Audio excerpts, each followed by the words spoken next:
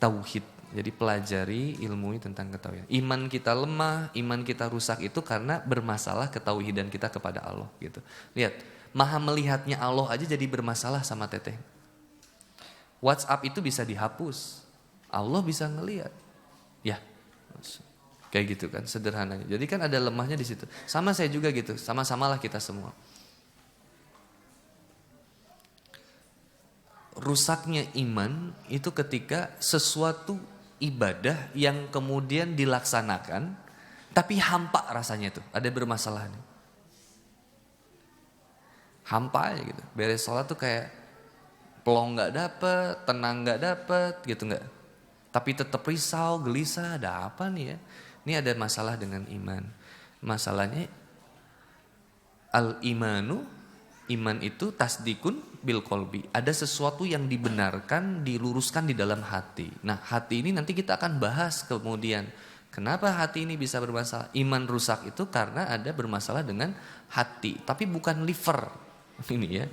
Nah, hati yang maksudkan di sini ada kolbu, ada sodru dan macam-macam. Tapi hati yang ini yang kemudian kata Rasulullah Muhammad SAW, ini kunci dari ketakwaan. Hati itu selalu condong kepada keburukan. Kita nih, hati ini selalu condongnya begitu tuh.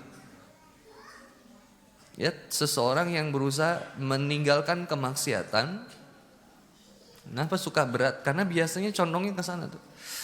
Kita kalau lihat handphone, kadang saya sepakat juga Aija sama guru kita yang di Tasik itu ya. Yang guru kita bilang handphone itu apa? Iblis gepeng, setan gepeng katanya. Jadi guru saya itu nggak punya handphone. Nggak punya handphone. Jadi kalau mau ngomong apa-apa pakai kertas kasih katanya gitu tuh. Hebat ya. Saya nanya kenapa? Ini disebutnya sebagai setan gepeng. Dalam arti kenapa? Kan godaannya besar banget ya. Dari sini kemudian kita bisa melihat sesuatu yang yang porno ya, atau dari sini kita bisa ngegombalin laki-laki atau membuka akses laki-laki ngegombalin kita gitu ya. Nah, tinggal sekarang gimana caranya adalah bijak menggunakan handphone sebenarnya gitulah gitu. Akhirnya kalau saya, tapi tetap aja kata gue itu bisa gitu. Jadi, hati yang bermasalah. Nah, hati ini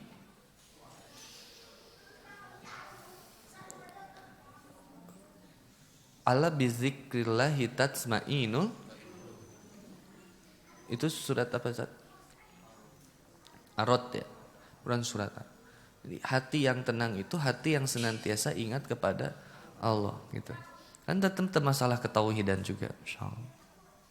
Masalahnya cuma di seberapa kita sudah mengenal Allah, itu yang paling penting sebenarnya. Kita juga bakal ngomong hati-hati. Hati-hati dalam berbicara. Karena bisa jadi apa yang kita bicarakan itu belum kita lakukan, atau bahkan sesuatu yang dibuat-buat, ya udahlah seadanya aja lah gitu. Gak tahu bilang gak tahu, kalau ngerti ya sampein, kalau enggak santai tahan. Tapi kita pelajarin lagi sampai kemudian kita menggali lagi. Ya, perbaikin hati. Banyak mengaji bukan jadi mendatangkan kita juga mudah menilai, mengkoreksi orang, enggak. Tapi kalau ada orang yang berbuat buruk, yang harusnya enggak gitu kan ada responnya macam-macam ya. Mohon maaf. Teteh kalau ngelihat yang tidak dihijab, mungkin ada di bisikan teteh. Satu, bisikannya bisa, enggak dihijab. Neraka. Misal ya, mohon maaf. Tapi ada juga yang kemudian bilang, ya Allah, kasihan dia cantik tapi belum dihijab, mudah-mudahan dikasih hidayah ya Allah, gitu misalkan. Nah, yang mantep itu yang begitu gitu teh. Atau bahkan jadi begini teh, ngelihat yang belum dihijab terus bilang gini teh. Astagfirullah, dulu saya juga belum dihijab ya Allah, saya takut ya Allah, ampuni saya ya Allah. Bisa jadi gitu teh. Itu Masya Allah. Jadi nginget masa lalu pun mendatangkan taubat. Kayak ada jamaah di Jakarta. Ustaz, Kang Boni, aku mah kalau lihat Kang Boni itu suka inget mantan nih. Aku teh, kenapa inget mantan jadi mendatangkan maksiat gitu?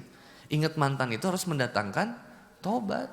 Jadi kalau ketemu mantan, Bon, inget gua nggak Bon? Astagfirullah. Udah astagfirullah duluan aja. Iya.